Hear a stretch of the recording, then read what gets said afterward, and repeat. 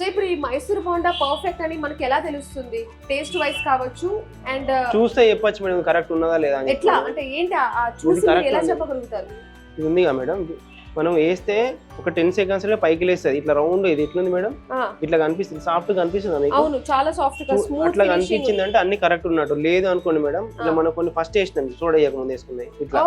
ఇది సోడా తక్కువ ఉంటే ఇట్లా అవుతుంది మేడం. ఓకే, సోడా తక్కువ ఉంటే వేయగానే పైకి లేవు, అందులోనే ఉంటది. అందులోనే ఉంటది. కరెక్ట్ ఉంటే ఏంటంటే సైజ్ పెరగదు, చూడడానికి కూడా అసలు మీకు దీనికి ఎంత తేడా ఉంది చూడండి మేడం, మీకు అర్థమైపోతుంది.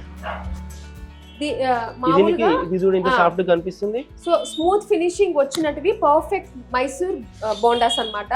సో ఏవైతే స్మూత్ ఫినిషింగ్ లేవు అండ్ అలాగే సైజ్ కూడా కొంచెం ఎన్హాన్స్ అవ్వలేదు, అవి కరెక్ట్ కాదు అని అంటున్నారు. సో అలా మనం గుర్తించవచ్చు. సో మొత్తానికి మైసూర్ బోండా ఎలా చేయాలి అనేది కొంచెం మనకు లైట్ వర్షన్ ఆఫ్ ట్రిక్స్ నేర్పించారు. పూర్తిగా మనం నేర్చుకోలేములేండి ఈ వీడియోలో.